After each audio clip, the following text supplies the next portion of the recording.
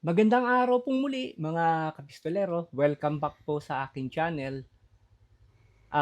Usapang ad na tayo. Ano ba tawag doon? Usapang luma, makaluma, usapang antigo. Hindi, kidding aside, ano? Ang pag-usapan natin ngayon kasi may nagtanong, ano, Sir, ano yung mga luma mo ng mga firearms? Saan ka nagsimula? Ayan, kaya yun ang pag-uusapan natin. Yung mga luma ko, olds but not ano, ang batawag doon, oldies but goodies. Ayan, ng mga firearm ko. Kaya samahan niyo ako mga kapistolero. Katuwaan lang tong ano, para lang tayong magkwekwentuhan. Kaya samahan niyo ako at i-explore natin ano yung mga oldies but goodies kong firearms. Apat lang naman to. Kaya medyo maiksi lang tong video na to. Sige. Pero pagkatapos muna ng isang intro.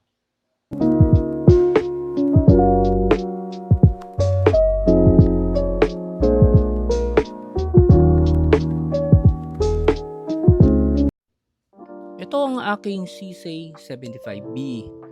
Actually, nabili ko ito 2010 yata, no? Sa isang kaibigan. Pero ang alam ko kasi ang CSA 75B na release yan is 1998. Ano to, parang anak ng CSA 75. Napa-customize ko na ito sa Pascual Gunworks. Kaya makikita nyo parang two-tone ng kanyang itsura, di ba? Tapos yung kanyang grip, napalitan ko na rin. Ayan. So, ito yung aking CSA 75B na nabili ko way back many years ago. Next naman ay ang aking Armscore 1911A1 chambered in 45 ACP. Kung mapupuna po ninyo mga kapistolero, wala na po yung tatak ng Armscore kasi pinakustomize ko na rin ito kay Pascual Gunwork. At makita nyo may initial ko pa, di ba? Letter P. Yung grip, pinalitan ko na rin ng Pacmeyer. Yung sight, Novak sight siya. Tapos, pinaligyan ko na rin ng Magwell. Ang pogi, di ba? Tapos kung mapupunan nyo, parang two-tone, ano?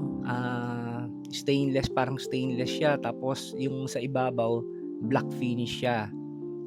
At yung front sight, naka fiber optics. Tapos hindi ko na pinatanggal yung serration, yung front serration. Yan na rin yun. Kasi added guwapo yan eh.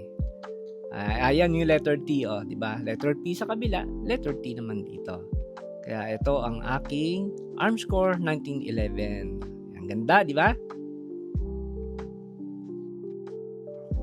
Ang susunod na ipapakita ko naman sa inyo ay ang aking Glock 19 Gen 2 made in Austria. Pina-customize ko na rin ito. Makita niyo, pinasera code ko, dalawang kulay, isang green saka isang tan. May undercut na rin siya. Tapos, pinastipling ko. And, magwell, pinalagyan ko rin. Ito yung kanyang red dot, Buris Fast Fire. May co-witness nga pala to. Ayan, no? Yung harap, di ba? Ang taas, saka yung likod. Naka fiber optic yung co-witness niya sa harap. Yan, pogi, di ba? Pero medyo may pagsisisi ako dito. Sana hindi ko na lang pina-customize eh. Ano sa tingin nyo? Kasi maganda yung classic, di ba? Gen 2 na Glock. Wala na nga lumalabas yata niyan dito eh. Pero still, pogi pa rin ang kinalabasan. Ayan. At ang pinakamatanda kong baril ay ang Armscore na model 1600. Ito ay 22 LR. So, gawa nga ito ng Armscore. Nabili ko ito 1990. Tandaan ko pa eh. Gun show ito dun sa may field site sa may Rojas Boulevard. Ayan. Ito yung kaunang-unahang registered firearm ko. Oops. Registered Ito nga sa kalumaan nga nasira na yung kanyang handle tapos niremedyohan ko na. Ito retractable siya, tapos meron siyang magazine na 15 rounds yata to eh. 15 rounds. Oh, ito siya. Oh, ayan. Oh. Matanda na tong baril na to. Itong kauna-unahan kong registered na baril. Hindi na natin ibalik. Kaya ano siya dyan. So, ito yung original na itsura niya. Kasi sa katagalan nasira na yung kanyang kinalawang na. Tapos may carry handle din siya na parang M16 nga. Kaso nasira na rin sa kalumaan na. So, functional pa naman siya. Nasubukan ko na to sa range minsan, dinala ko to eh. Pero gusto ko nga palitan ng ito para maging parang yung Ruger na 1022. So kung may kilala kayong gumagawa ng yung chassis niya para ma-convert sa ganun, paki-comment naman kung may kilala kayo. At ayan, mga pistolero, sana nagustuhan po ninyo ang ating na-feature ngayon na oldies but goodies. Siya nga pala yung aking Glock 19. Gen 2 po yun Gen 2 na Glock to. Na-purchase ko ito, hindi ko kasi nasabi dun sa na-purchase ko ito 2008 mula sa isang kaibigan. Yan. Second hand na to, segunda mano.